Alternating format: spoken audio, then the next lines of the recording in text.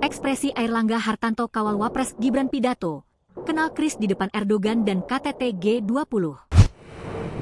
Wapres Gibran berkeliling menyapa para pemimpinan dunia di Forum KTT G20 dan pidato memperkenalkan QRIS, solusi pebayaran digital. Namun aksi Menko Perekonomian juga menarik perhatian. Beberapa menteri tampak melirik ke depan dan memainkan kamero ponsel dan beberapa mengetik pesan saat Gibran pidato.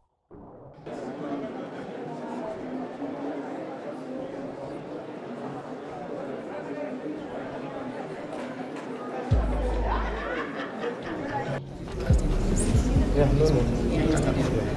No, you're told. Yeah, you're told.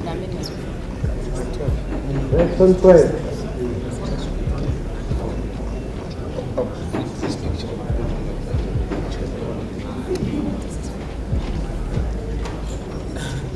Action play.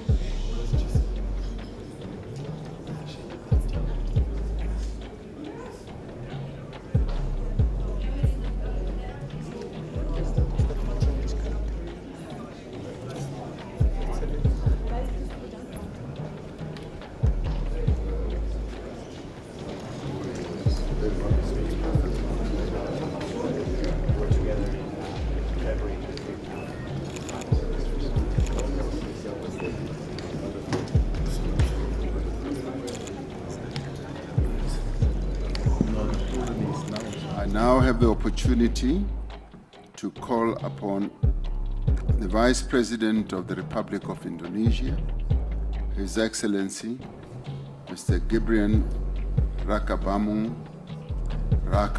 to take the floor. Your Excellency, President Ramaphosa, Excellencies, leaders of G20 countries, let me begin by conveying warm greetings from President Prabowo to President Ramaphosa. Also deep appreciation to the government of South Africa for the warm hospitality and excellent arrangement. We commend South Africa's leadership in steering the G20 through a challenging year. This is a historic G20 summit, the first being held on African soil. This milestone marks a profound shift where the Global South is no longer a bystander, but a co-driver of Global South. Excellencies, Indonesia believes that global growth must not only be strong, but also fair and inclusive to uplift each and every nation. Indonesia welcomes the G20's focus on sustainable finance, yet ambition must go further to close gaps and to pursue adaptation, mitigation, and transition that is just and fair. The world needs financing that is more accessible, predictable, and equal, especially for developing nations, through debt relief, innovative financing, blended finance, and green transition mechanism. Indonesia allocates more than half of our national climate budget, around $2.5 billion annually, to support green MSMEs, agricultural insurance, and climate-resilient infrastructure. Indonesia also promotes financial inclusion. Our national QRIS digital payment system demonstrates how a simple and a low-cost digital solution can push participation in the economy and minimize inequality. Emerging technologies such as crypto asset, digital tokens, including Bitcoin, may create both opportunities and risks. Therefore, Indonesia proposes that the G20 initiate dialogue on intelligence economy. Indonesia believes that every country is entitled to chart its own development path because there is no single model that fits all. There is no such thing called the best method. Cooperation must empower, not dictate. Cooperation must uplift, not create dependency. Thank you.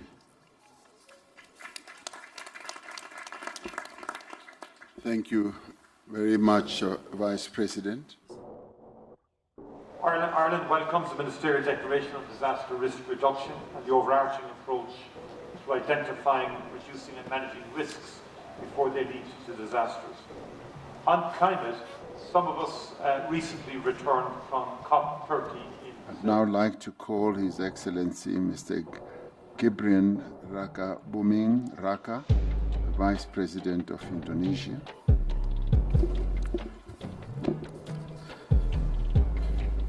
Your Excellency, President Ramaphosa, Excellencies, leaders of G20 countries, in many parts of the world, crises are intensifying.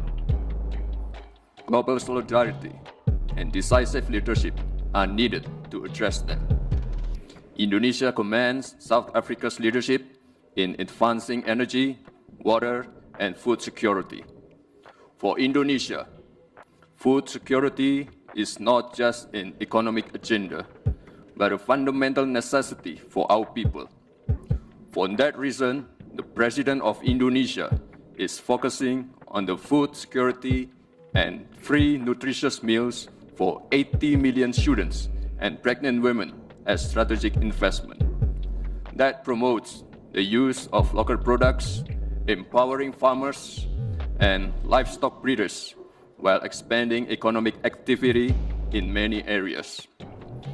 On the other hand, as an island nation located in the Pacific Ring of Fire, Indonesia faces more than 3,000 disasters every year, from earthquakes, floods, to volcanic eruption. For Indonesia, resilience is not a slogan, it is a daily reality. Drawing from these experiences, Indonesia promotes the concept of sustainable resilience, a framework in which human development, economic growth, and environmental protection can advance in harmony. Excellencies, today's disasters are not only natural, many are the results of human action. We see this in Gaza, Ukraine, Sudan, and the Sahel, and many other regions, where conflicts reduce homes to rubble, deprive people of hopes and livelihood. These tragedies remind us to put humanity at the heart of global governance. The world must not allow and normalize preventable human suffering from becoming the new normal. As a forum representing 85% of the world's GDP, the G20 carries a moral duty to lead by example, ensuring that growth and resilience become two sides of the same coin, driving hope, prosperity, and justice for all. Thank you. Download Tribun X sekarang, menghadirkan lokal menjadi Indonesia.